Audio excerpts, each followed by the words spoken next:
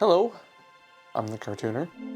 Welcome to my YouTube channel where I talk about comics and making them and all the headaches and frustrations that come with it. But it's also a beautiful, lovely thing that can result in some lovely books like what I have here, a fine collection from my local library.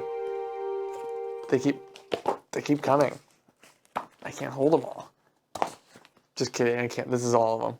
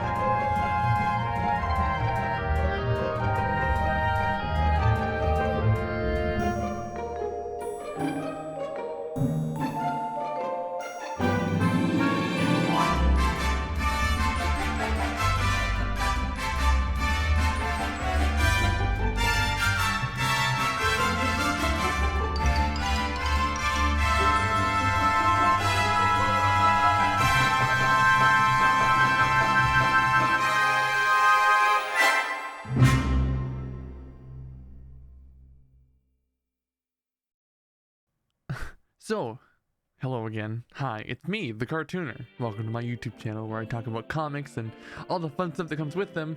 I'm just gonna do the intro again because I started this video in late July and it's now mid-September. So it's basically a new video now. It's a new person making it. That guy back there, a mere young, youthful 24. Me, now crotchety, rickety old 25. So now that I'm so close to retirement, let's get on with this video that I basically finished like a month ago and just didn't actually finish doing this part. Where can you find free comics? Your local library, where I found some really great books that I'd like to talk about right now. The first of them, Kill Them All by Kyle Starks, colored by David Luigi Anderson, follows the tiger's daughter as she seeks revenge on her terrible boyfriend who threw a grenade at her after she dumped him. She's joined by former detective Mason Aruka and his partner Khan, who just happened to be at the same location looking for Requin, the crime boss, at the same time. They fight and quip their way up Requin's crimescaper, his quote 15-story man blender. While at times the artwork can be a little hard to read and the dialogue can be a little bit obtuse, I still blasted through all 183 pages in less than an hour. And I like to think I take my time stopping to look at each panel too. It's a fast-paced book that kept me turning the page. The plot is tight and simple with fun payoffs that I thought were both satisfying and unexpected. The colors by David Luigi Anderson are gorgeous. His lighting is just... Would I recommend you go to your library and pick this up? Yeah, of course. Next, I read Our Work is Everywhere by Syan. It's a collection of interviews with a diverse range of people discussing their experiences with gender, sexuality, and politics, among other things, all with gorgeous artwork from Syan. I think it's good to think about yourself and your place among other people, especially people who very well may be living a life so different from your own you can't even comprehend it. And that's something this book accomplished as well. These are interviews with people talking about the work they do day after day to try to support themselves and their community. This book also pushes my current understanding of comics. This book does not have panels or juxtaposed imagery in sequential order, aspects that I thought defined a comic. Looking at the page, you can see words, you can see images, you can see them working in tandem as your eyes flow across the pages. I would 100% recommend picking this up, giving it a read, especially from your local library.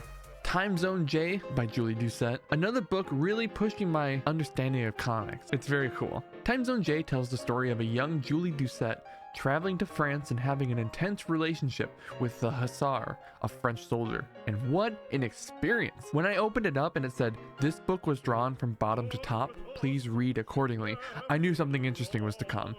And at first it was difficult to read, and it was kind of difficult to read throughout as well. But not only is bottom to top not a typical way of reading, the pages are far from what you would see in a typical comic. They are dense, full of various imagery that forces you to slow down, read the text, look at the pictures, because if you don't, it's so easy to get lost. Doucet's artwork does stand on its own, so maybe it's okay to get lost in it. Either way, this really feels like her work, by her and about her, giving the book a quality that is as unique as Doucet is, and as we all are.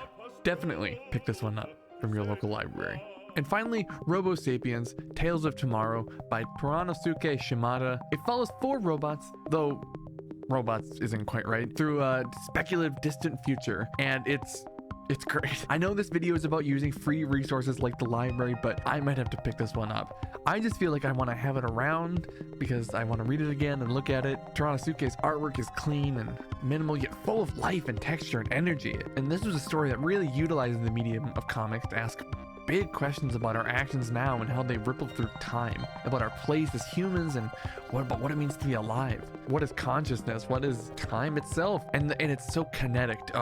It was a really interesting book. I really liked it.